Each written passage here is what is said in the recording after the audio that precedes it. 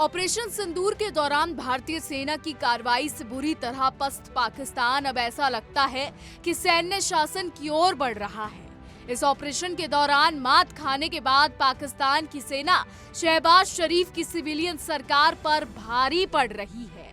ये कोई सतही बात नहीं बल्कि इसके पुख्ता सबूत आ गए हैं। दरअसल पाकिस्तान के सैन्य इतिहास में एक ऐसा काम हुआ है जिसने पूरी दुनिया का ध्यान खींचा है। जी हाँ, पाकिस्तान की सरकार ने अपने मौजूदा सेना प्रमुख जनरल आसिम मुनीर के सामने घुटने टेक दिए हैं। उसने जनरल आसिम मुनीर को सबसे बड़ी सैन्य पदवी फील्ड मार्शल दे दी है। अब जनरल मुनीर पाकिस्तान के सैन्य इतिहास में पूर्व सैन्य शासक जनरल मोहम्मद अयूब खान के बाद फील्ड मार्शल बनने वाले दूसरे सेना प्रमुख बन गए हैं। पाकिस्तान की सरकार ने मंगलवार को मुनीर को फील्ड मार्शल बनाने की घोषणा की। इनसे पहले केवल जनरल मोहम्मद अयूब खान को 1959 में ये रैंक मिली थी, लेकिन दोनों की नियुक्ति और परिस्थितियों में जमीन आसमान का अंतर है। बावजूद इसकी संभावना जताई जा रही है कि पर्दे के पीछे से मुनीर अयूब खान की राह पर चल रहे हैं। मोहम्मद अयूब खान 1958 से 1969 तक पाकिस्तान के राष्ट्रपति रहे। 1958 में उन्होंने सैन्य ताकत कर सत्ता हथिया ली और खुद को राष्ट्रपति बनाया। 1959 में जब उनकी रिटायरमेंट की उम्र नजदीक थी तब उन्होंने खुद को फील्ड मार्शल का रैंक दे दिया। अयूब ने दावा किया था कि उन्होंने ये काम पाकिस्तान के नागरिक समाज के बार बार अनुरोध पर किया, लेकिन इसे खुद को दिया गया सम्मान माना जाता है। फील्ड मार्शल बनने के बाद उन्होंने सेना की कमान जनरल मूसा खान को सौंप दी और देश चलाने पर ध्यान दिया। अयूब का सैन्य करियर भी विवादों से भरा रहा।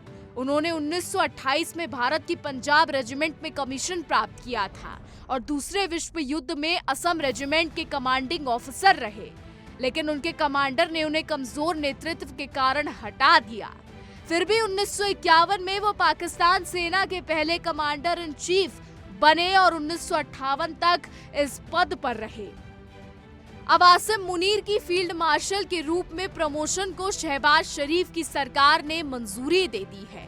ये फैसला हाल के भारत पाकिस्तान सैन्य तनाव और ऑपरेशन सिंदूर के बाद लिया गया, जिसे पाकिस्तान ने मार्कर ए हक और ऑपरेशन बुनियान मरसूस के रूप में प्रचारित किया।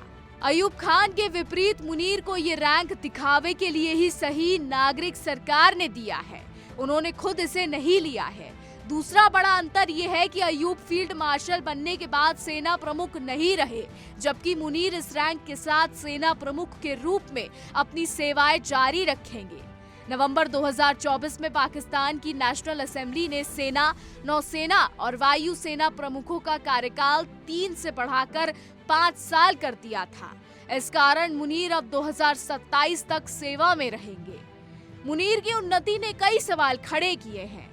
कुछ इसे सैन्य उपलब्धियों का सम्मान मानते हैं, जबकि कुछ इसे सैन्य शक्ति को और मजबूत करने की कोशिश बताते हैं।